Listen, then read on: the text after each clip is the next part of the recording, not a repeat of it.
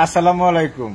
আসলে অবাক এবং আশ্চর্য হয়েছে একটা বিষয়ে, সেটা হলো আপনারা আমার গাজীপুর নিউজ জোনে আমি যে নিউজটার মধ্যে আমি যে চ্যানেলে নিউজ করি সেটা সেই একটা লাইভ করছি, একটা ভিডিও দিচ্ছে, অনেকেই হয়তো দেখছেন, অনেকেই হয়তো সেই লাইভটা দেখছেন।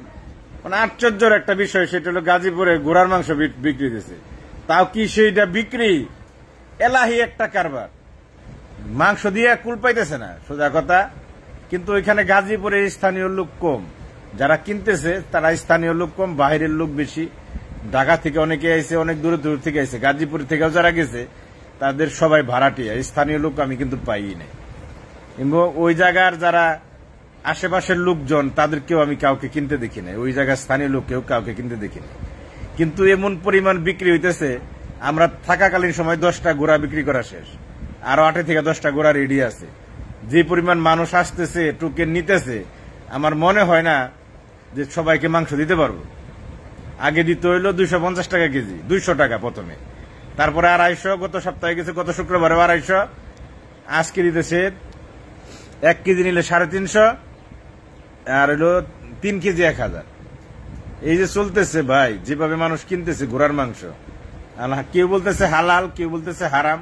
আসলে কি হারাম হালাল আপনারা জানেন, অনেকে যারা অভিজ্ঞ আছেন কমেন্টে একটু জানায়েন তো ভাই আমাদের, যে ঘোড়ার মাংসটা আসলে কি হালাল না হারাম না মাকরু। এক একজন এক এক রকম ব্যাখ্যা দিতেছে, এই কারণে আমি আর ব্যাখ্যার মধ্যে যাইতে চাই না।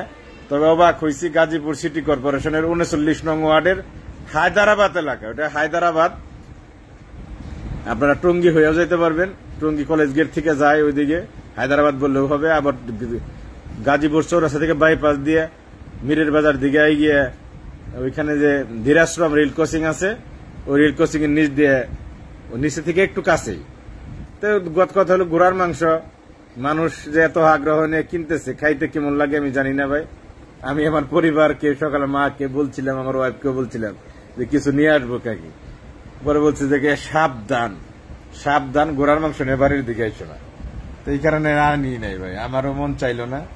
আসলে সব জিনিস খাওয়ার জন্য তো জীবন না, তাই না? জীবনের জন্য খাবার, কিন্তু না খাইলাম ঘোড়ার মাংস, খাইলেই কি হইলো ভাই? কি হইলো জীবনে? খাই এক মানুষ কি করছে খাইয়া? বাইসা টাইসা খাওয়াই মনে হয় একটু ভালো, না কি কোন আপনারা? কথা হইলো উসে বা উসে না খেয়ে জীবনে একটু দেখে শুনে খাওয়াটাই ভালো আমার হিসেবে। সেটা ঘোড়া হোক, গরু হোক, খাসি হোক, সাপ হোক, ব্যাং হোক, পাইলাম আর খাইলাম তা না, তাই না? খাবার জিনিসটা একটু দেখে শুনে খাওয়াটাই ভালো। তবে ঘোড়ার মাংস খাচ্ছে কে কিভাবে খাচ্ছে আমি জানি না, অনেকে এটাকে হালাল বলছে, অনেকে হারাম বলছে, অনেকে মাকরু বলছে।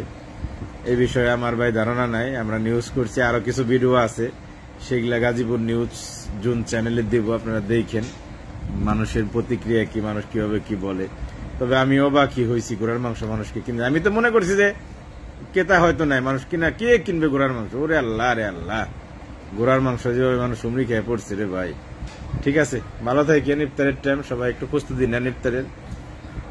আবার দেখা হবে আপনাদের সাথে। আসসালামু আলাইকুম।